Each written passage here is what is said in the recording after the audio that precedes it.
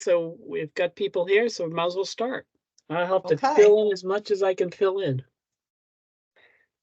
So I think the first thing is just to remind everybody it's a public meeting. Are we on a record, Peter? Yep. Okay. We are on recording. So that please state your name, like me. I'm Pam Fields from Mid-State ARC, co-chair, and state your name and who you are and all that stuff before you talk. So we actually have two sets of meeting minutes today because we need to review May's and July's. So I'm going to share my screen. I did send them out. Did everybody get them? Mm-hmm. Yep. Okay. Can you see May's minutes? Yes. Okay. So I didn't know if anybody had any questions. I motion to approve. What was that, Heather? I motion to approve the minutes. Okay.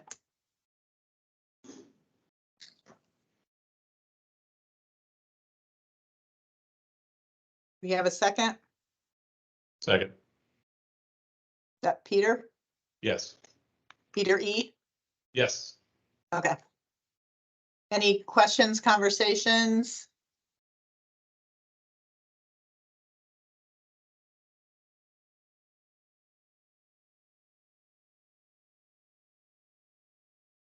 All in favor? Aye. Aye. Right, and the second batch is right here for July. Oops, a little spelling errors. Let me fix those.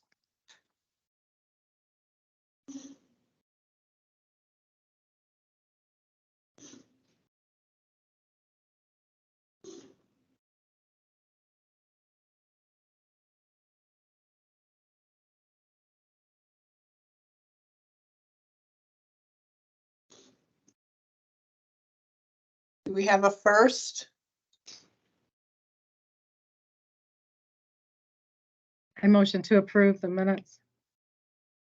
Second. Peter Mason was a second. There was a second. Yep. Any questions? All in favor?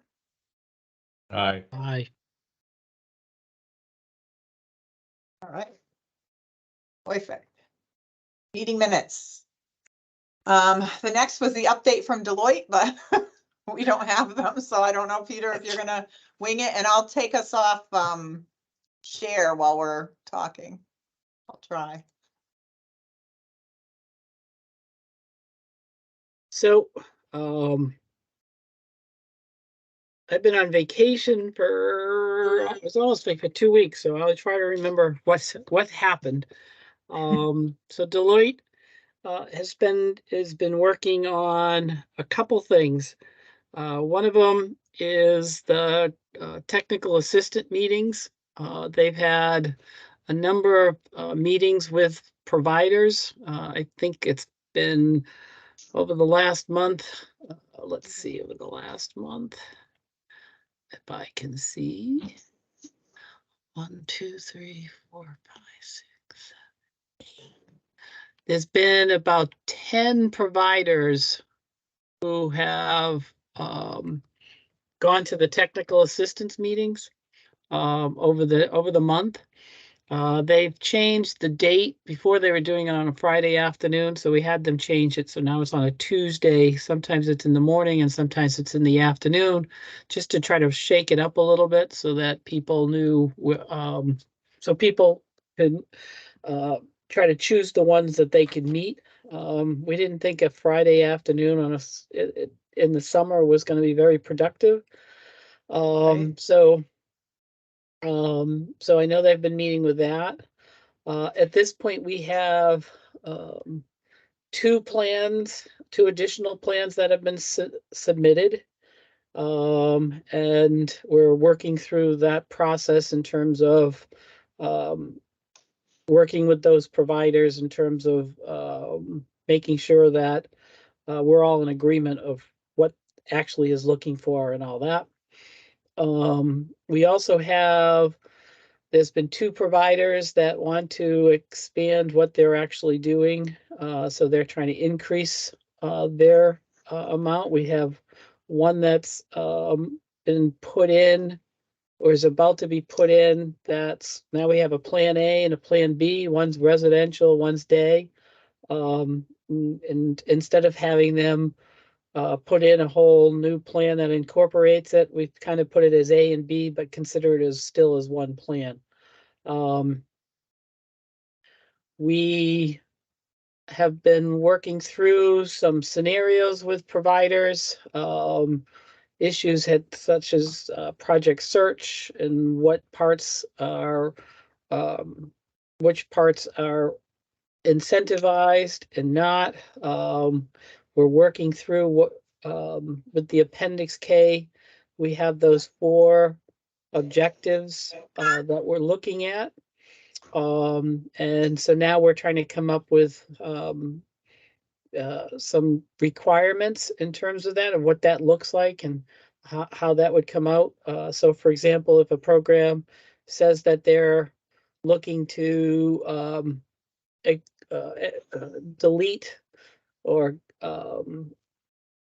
terminate their sub-minimum wage program, then do we then look at how do we make sure that that happens? So, do we look at the federal 14C and see if they still have an existing 14C certificate? So it would kind of go through some of those things so that we know what we're talking about when we're talking to the providers.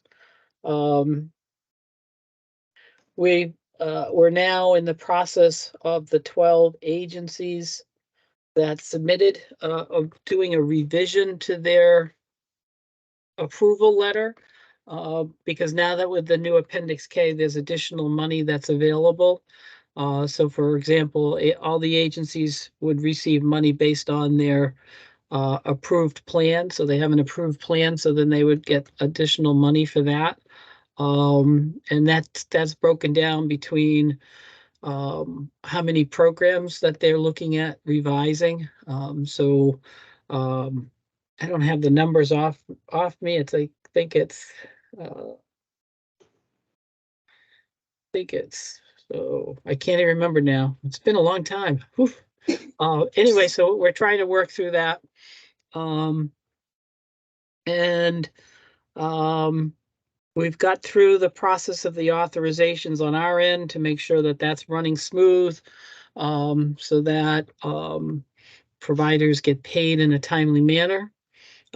We still need to rely on the provider to let us know that they've moved somebody, because we're not magicians. We wouldn't know that. So as soon as that happens, the provider should let the regions know, and the regions have set up a system where they'll be contacting the providers on a regular basis. I think it's once a month as the resource administrator, and then there's a second call, I think, by the resource manager, just to keep conversations going as to where people are at in terms of their program. We are started a case management forum, or we will be starting one, so that on a monthly basis, we'll be setting up a forum for case managers to come.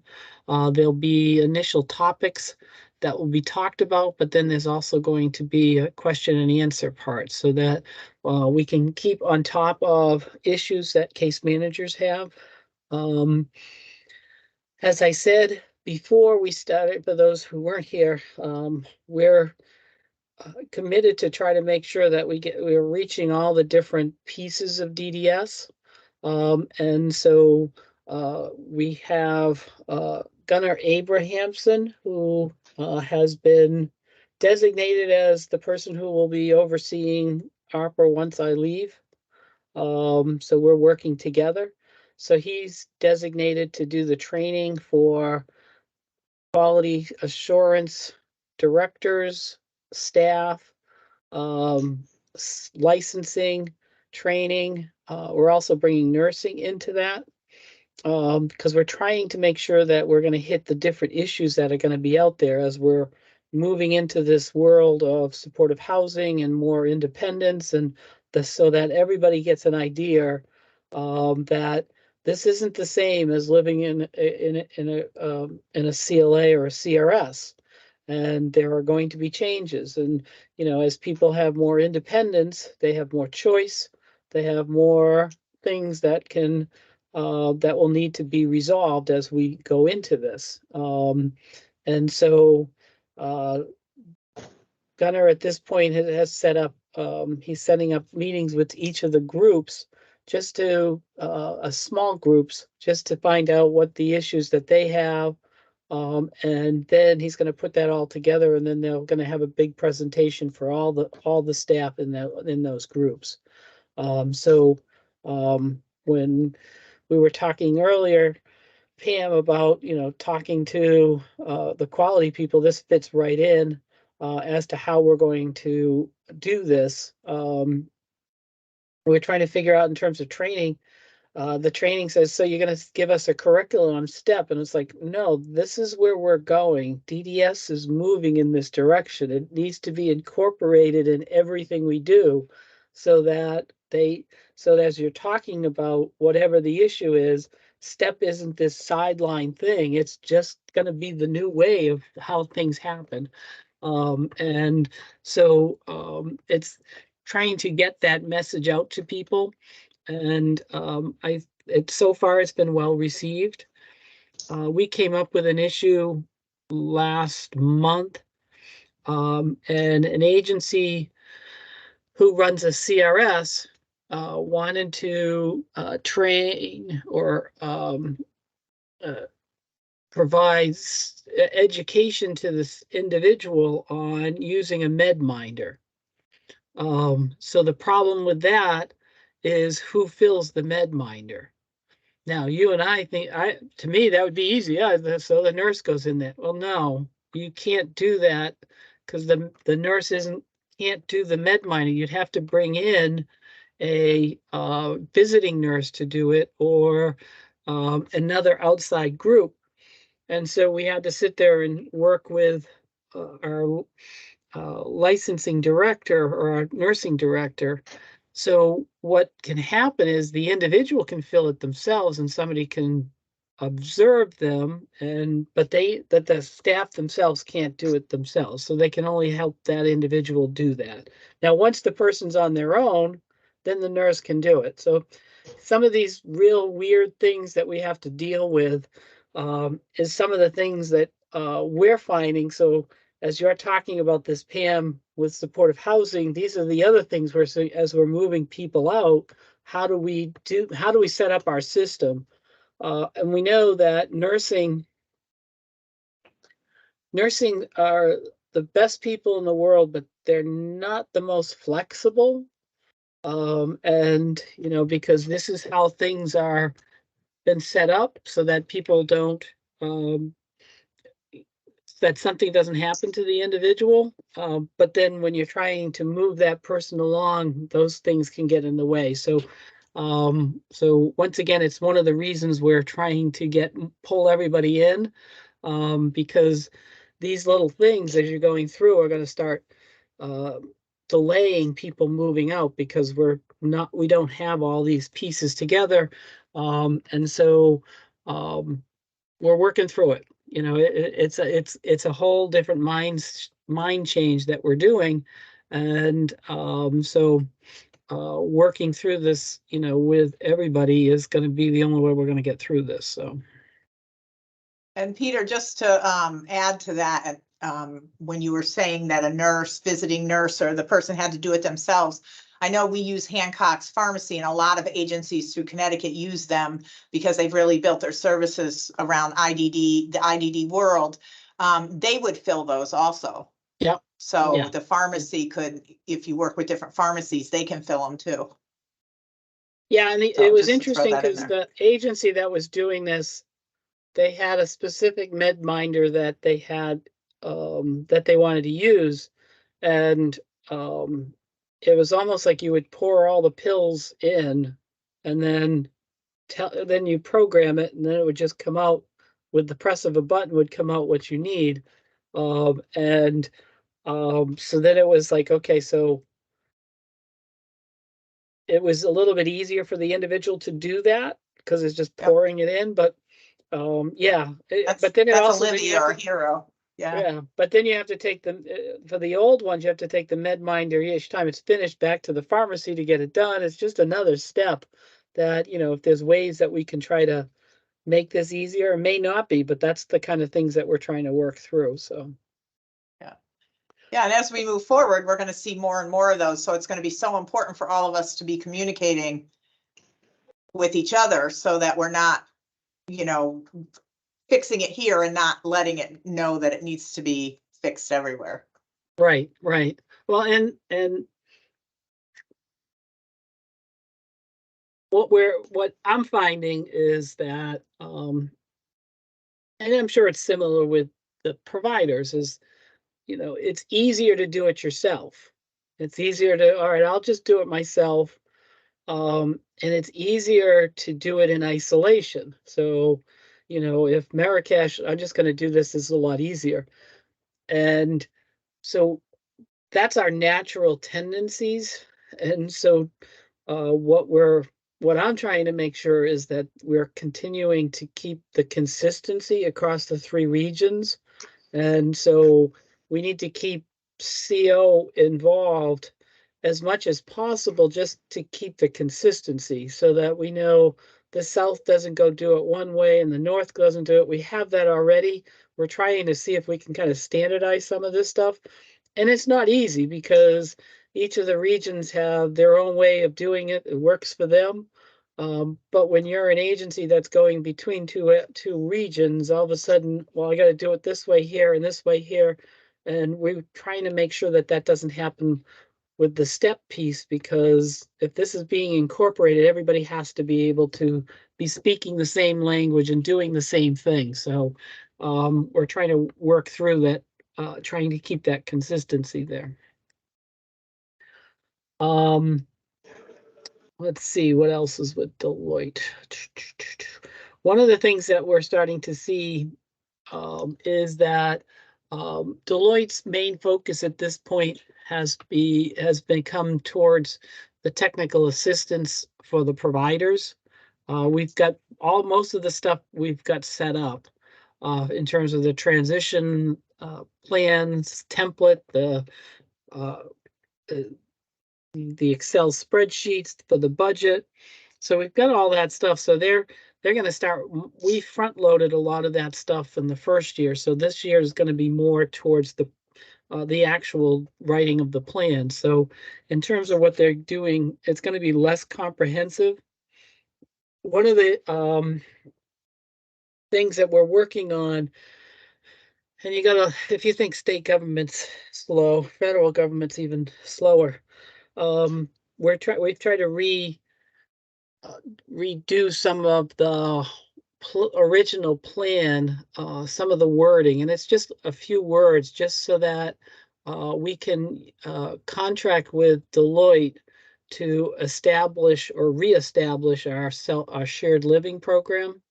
So what we're looking at them is to find out what other states are doing and then come back and say, okay, this is what we needed to do. Because right now it's all over the place and there's the consistency is not there. Now that may be great for the individual, but it's very difficult for the bureaucrats to figure out, well, what is this program? What does it do? And all that kind of stuff. And how can you do this?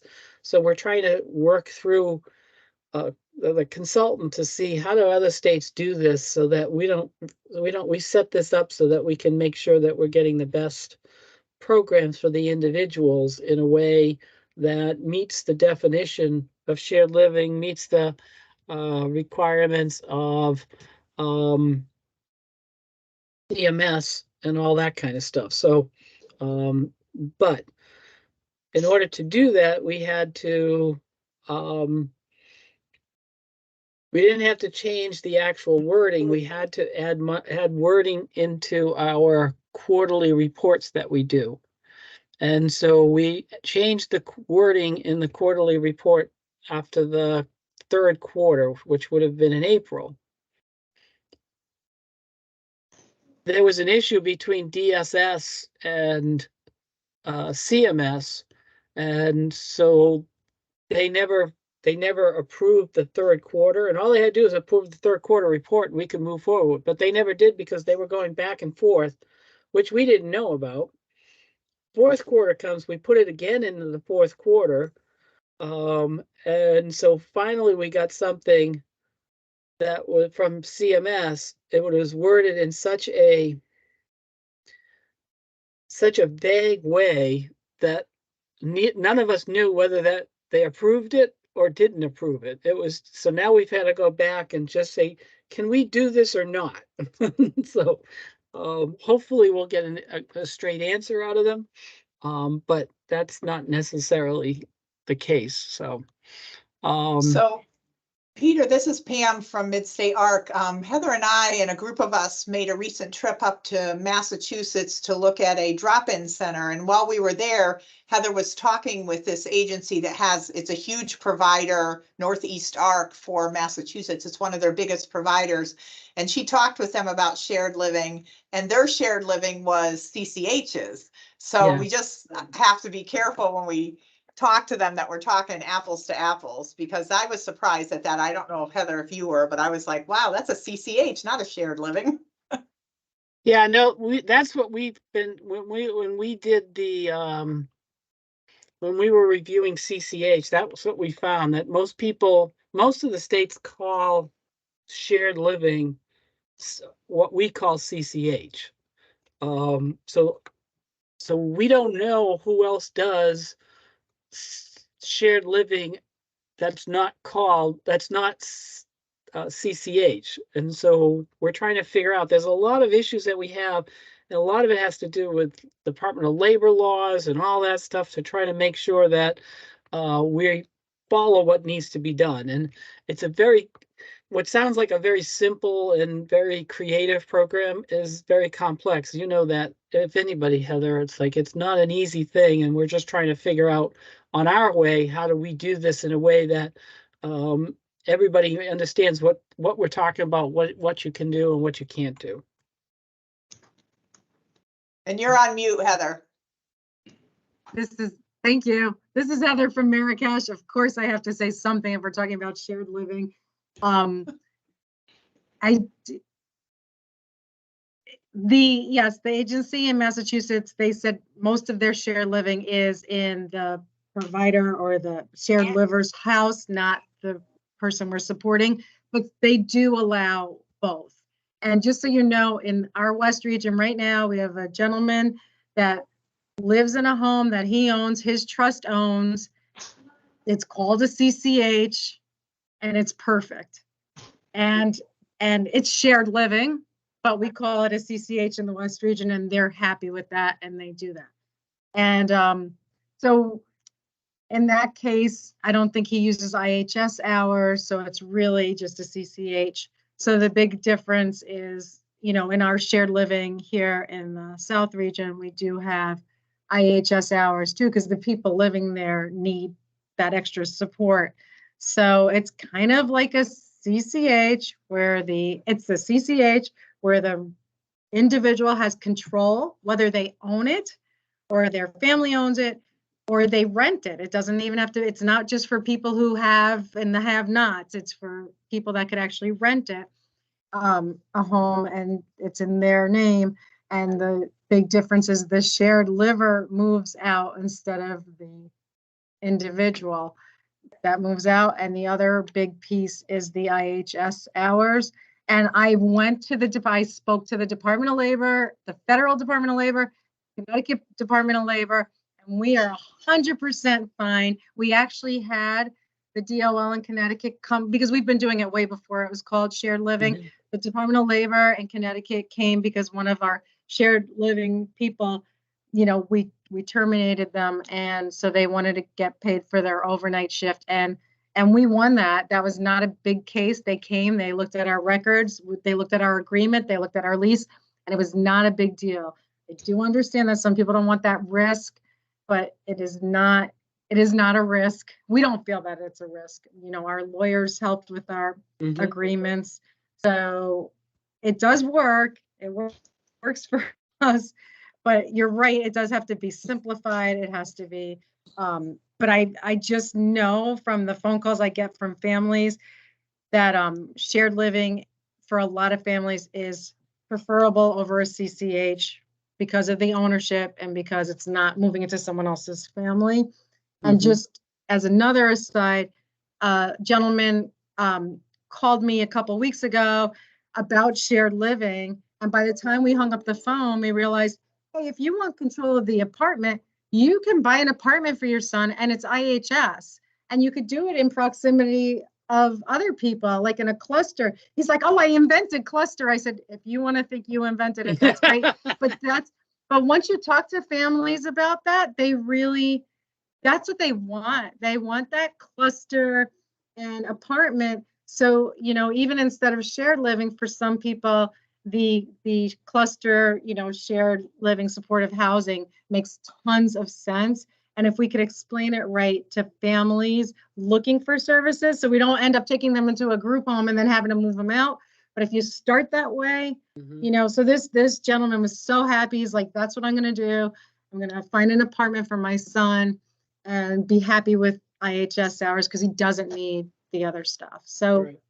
you know, we just have to figure out the way to explain that to more and more people. And the cluster housing is very interesting to parents and families that I've spoken to that were referred to me because of shared living or group homes. And I was able to talk to them about that, and they like that even better. Great. I'm going to interrupt this conversation because Gunnar has joined us. This is Gunnar Abrahamson, who is going to be replacing me come January. And everybody's going to be in great hands. He's a great guy. He's very capable. He's learning on the fly. So by the time December comes, he's going to know everything. So I'll have Gunnar introduce himself, and then if you guys could all introduce yourself to him. So Gunnar, go ahead. Thanks, Peter.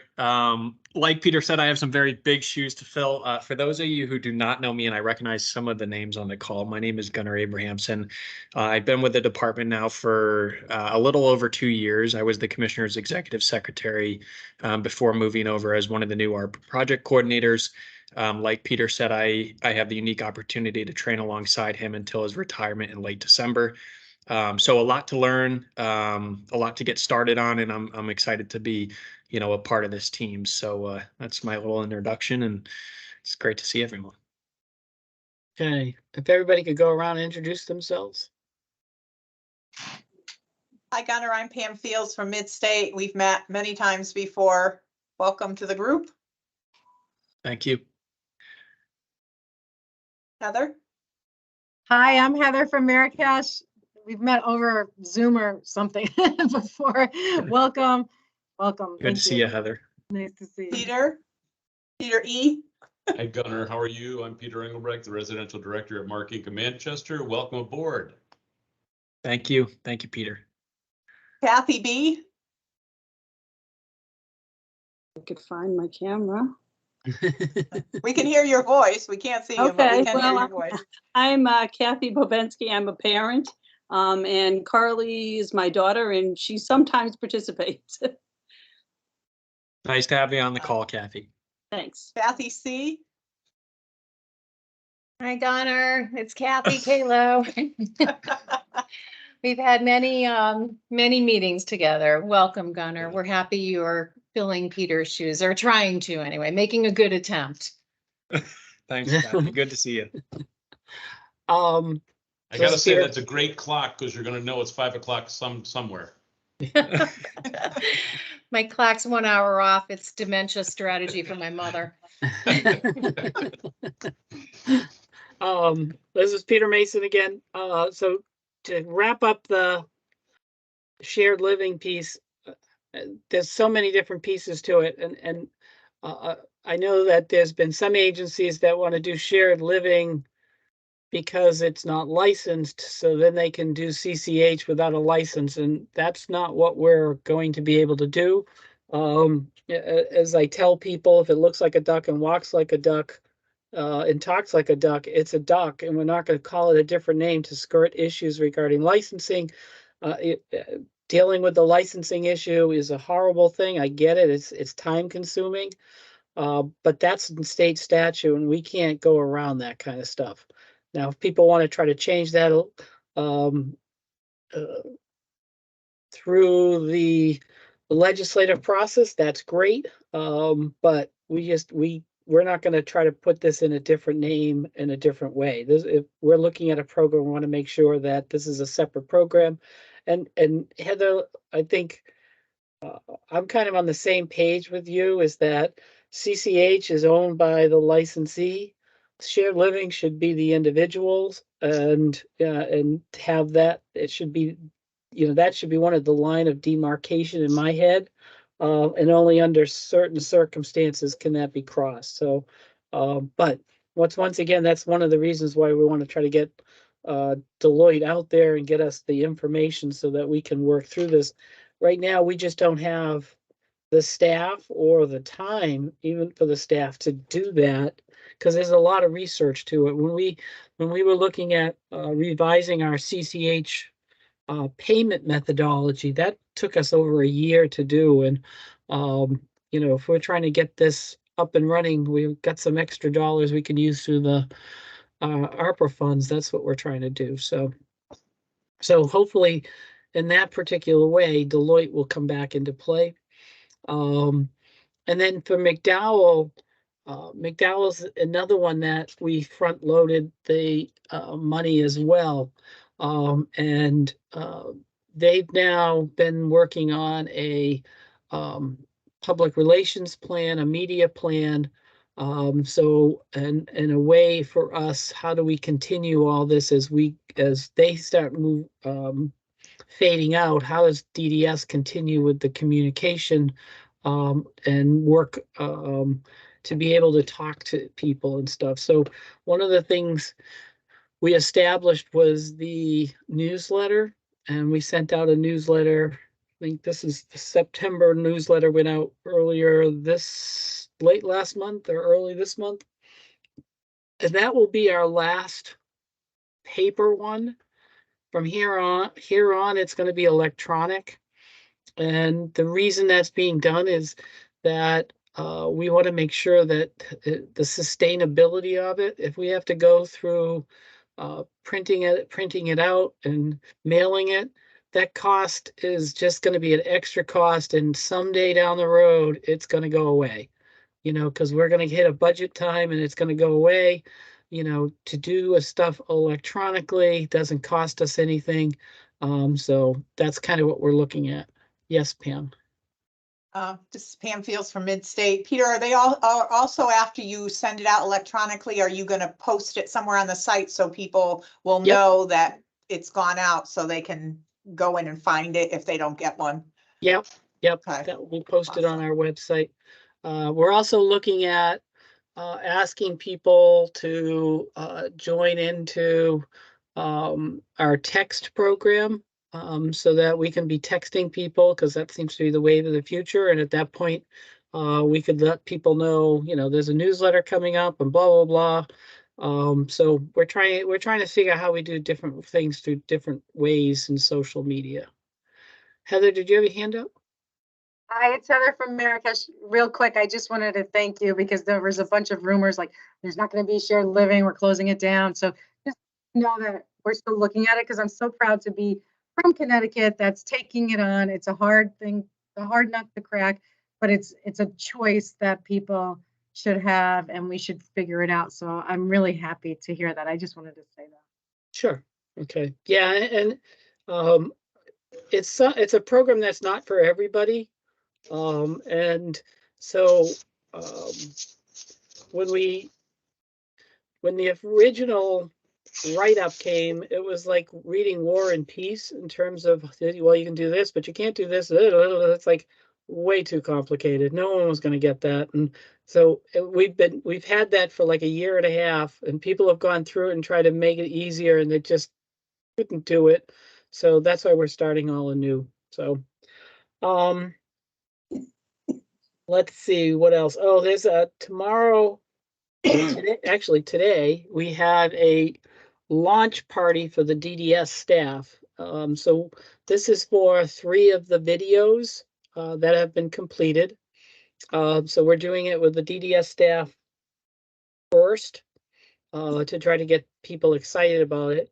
And then starting next Tuesday, we'll be releasing one each week with a press release, a website announcement, social media, so that people can access that. We're trying to build some kind of excitement with it. The other thing that we're looking at doing is we've got a 4th one that's almost finished. So we're hoping by the time we get to that 3rd week, the 4th one will be there so we can keep that going. We had to redo the whole assistive technology piece because it really didn't present itself well. And we all had all got the bad impression of people being by themselves with assistive technology, and it just, the message was wrong. So we've kind of scrapped that and trying to do it over again. We've got the employment video, which is to be still shot. And there's one more, and I'm forgetting about that. Anyways, so that's all coming out. So we're pretty excited about that. And I think that was it for communication. Gunnar, is there anything I missed in terms of communication? This is Gunnar from DDS. Peter, I don't think so. I think you touched on everything that was in my mind, so. Okay, great, thanks. So I'm gonna bring up something, I'm gonna share something with you guys. And if I can see where you are. Where are you? Okay, how come I can't see it?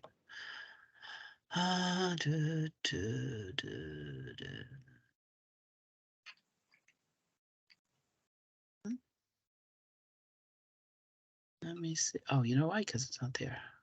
That's what helped.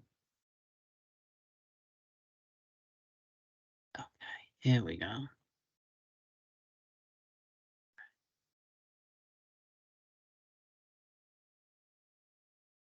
All right, let's see if I can do it now.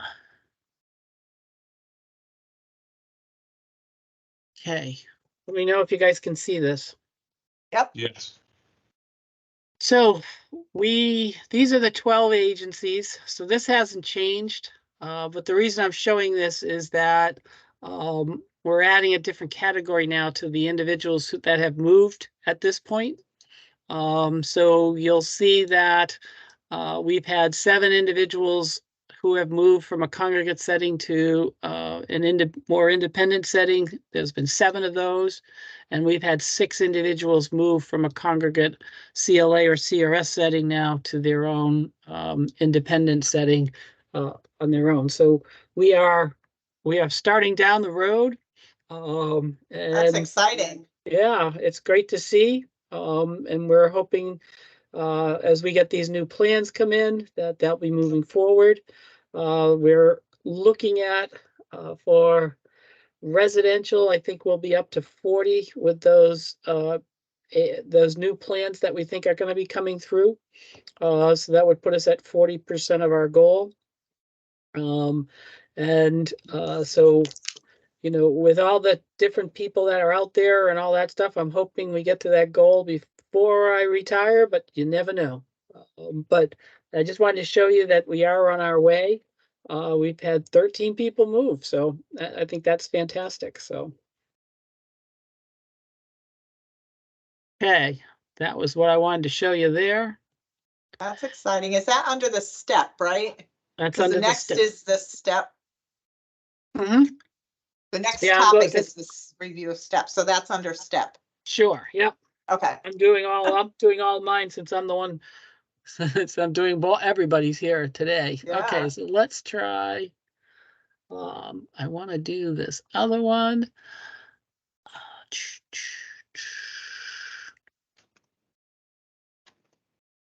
Where are you? Hold on.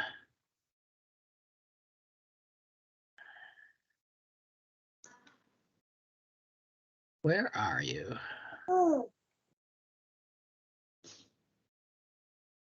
Okay, now I don't know where that is. Hold on. I had it and lost it. Okay, so hold on. I want to get into the rent subsidy.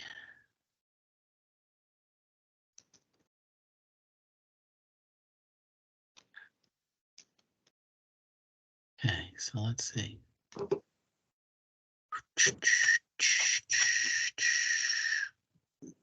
Let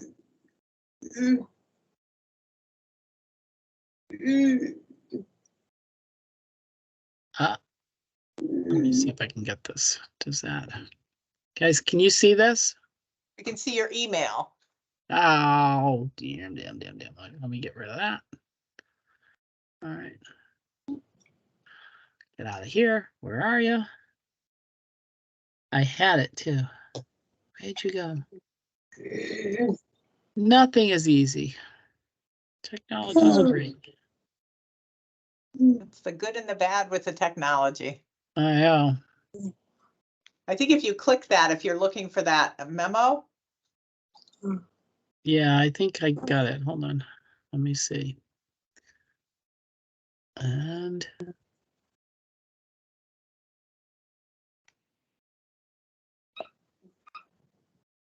okay, there we go. that's it. There it is. So we finally have revised, or the policy's still hanging out there. So we ended up sending out the letter from the commissioner that itemizes the changes that we're going to make, which are effective as of now. So people going into that at this point will now start seeing the following revisions. Before, they had the recipient share of the subsidy was 30% of their adjusted income. Now that's a reduction now from 45%. So now we've made it so that they should have more disposable income. We're ensuring funds are available when granting the request, so we're making sure that we have the money there. We're looking at the home inspection to make sure that it's completed and signed. That let's see, the final arrangement should not be made until the inspection's been signed. So we're looking at doing that. There's other stuff about how to fill out all this stuff and all that stuff. But the other piece we did had to do with the first month's rent and the security deposit, because we know that those are big issues. So what we're decided to do is that we will then allow, when people get a rent subsidy from here on in, they'll get the first month's and the last month's rent. And that hope is that last month's rent then becomes the security deposit. And in case the individual, so when the individual goes to leave, they'll use their security deposit for their last month's rent. And if for some reason there's an issue that happened with the apartment, and some of that security deposit is going towards repairs, then the process is to go to Pratt, and Pratt should then be able to reimburse for that, for the difference.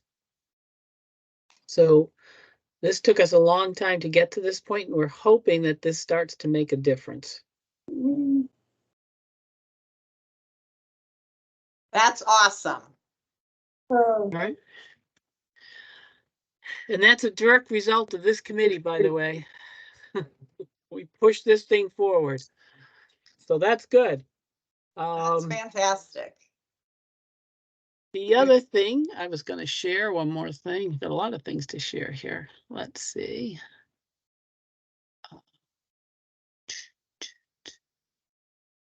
So if everybody remembers, Deloitte,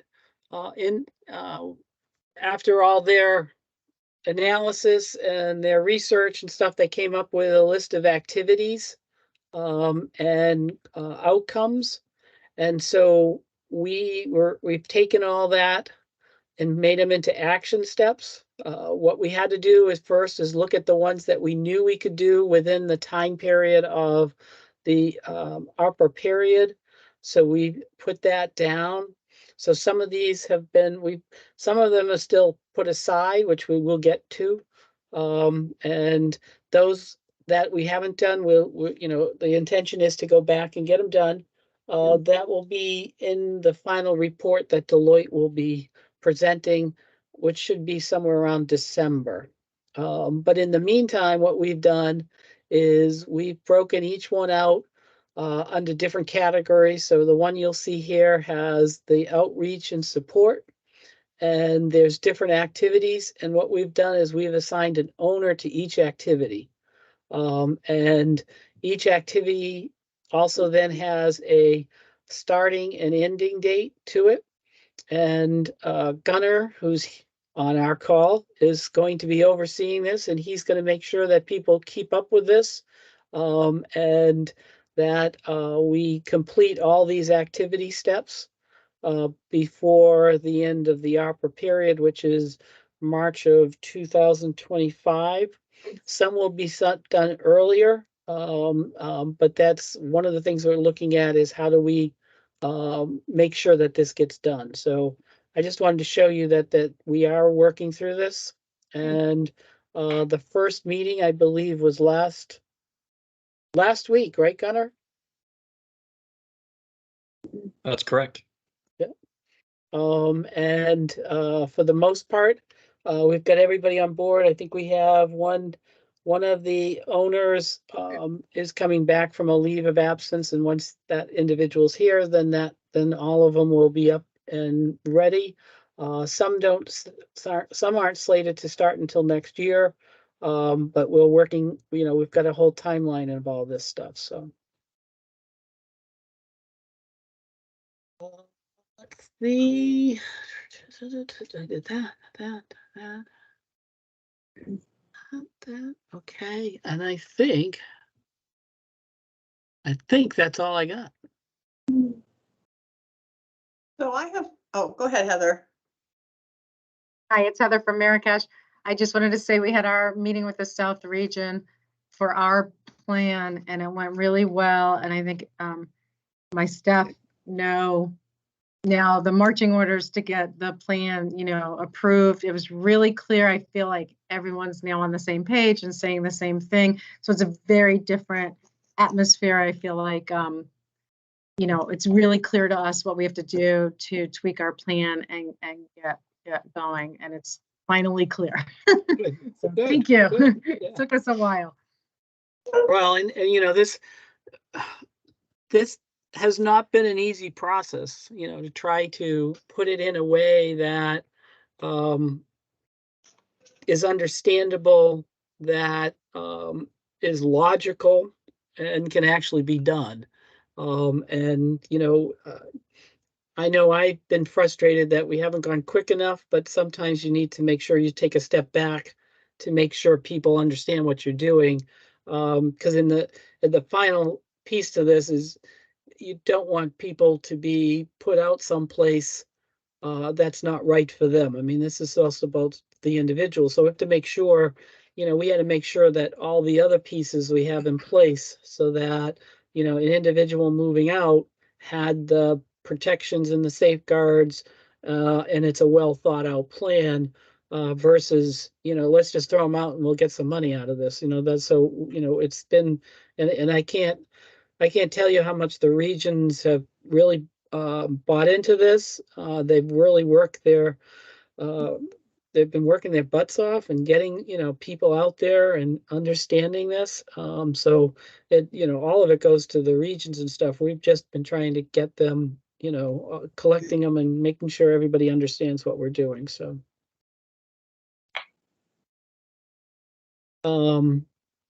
So with that being said, I think where are we on the agenda? That's it. That's the whole agenda. So, Before we ended, I'm sorry, I just wanted to go back because I don't want to forget and not know where it's going when we leave here.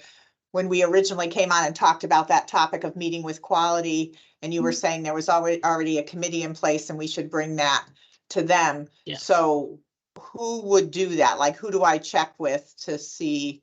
so I'm glad you brought So that that- up. So Gunner's Okay. here now. So what I would suggest, Gunner and you have a conversation. Because Pam was talking about, she wanted us to meet with the quality people because there's some, how things are being operated now are different than they have in the past, and there's issues that we made to make to look at into so that everybody's on the same page, which is just what you're looking at doing with the training and stuff. So this thing kind of fits right in. So I would ask Pam and you to get together and go through that stuff and figure out what the best way of working through the issues, identifying the issues, and how that then will fit into our training that we're looking at doing in a couple weeks. Absolutely. Pam, I'm happy to have that conversation with you. If you'd like, I can set something up early next week and we can connect and kind of go over some of the concerns that you have and how to address Okay. those, if that's what you're thinking.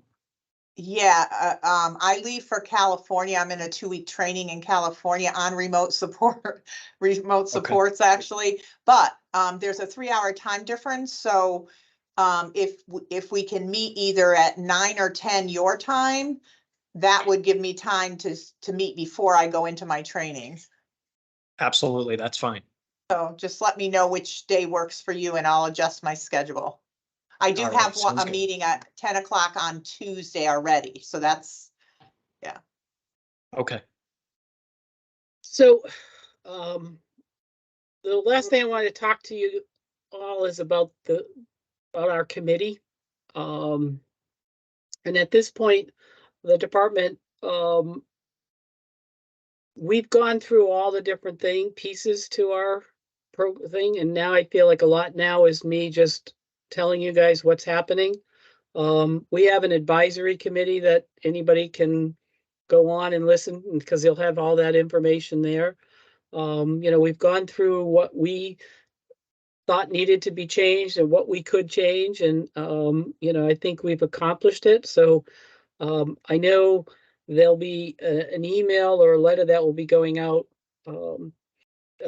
to the stakeholders at some point saying that most of the committees will be ending in December. For us, I don't know, and I'll take it from you guys, but I don't know if we need to meet again because I'm not too sure what our function is now that we've done all the different pieces to it. So I'll, want to hear from your point. I do know that the advisory committee will be through the whole ARPA period, so they'll be going through the end of 24 or March of 25, one of those things. And then there's the department, once all that goes, they'll then start to figure out are there ways that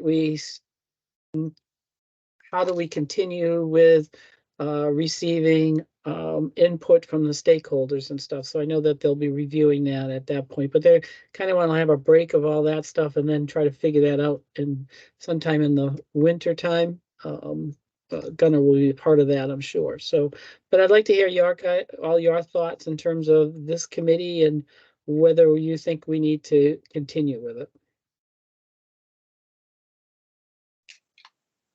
I've already, I already shared my thoughts with Peter. I think I agree with Peter that we've done all of the tasks we set out to do. So I didn't see a point in having more meetings either. It's Heather from Marrakesh. We've come a long way. I think we all know where we're going now. So. Peter from Mark, I'm in agreement as well. Kathy? Both I'm in Kathys. agreement. I'm in Right. agreement also. Okay. Kathy C. Yeah, I think we've come a long way. I think there's a lot of work to do, but I don't think that's anything that we could do here. I think we just got it's a fluid process and we got to just keep the oversight going. Okay. All right. With that being said, I just want to thank everybody. Thanks for all your time, your effort, your input, and I've enjoyed coming to the committee and working through this. And it's, thanks everybody. Thanks, Peter. Thank you. Thanks, That's Peter. great. Take care. care. Okay.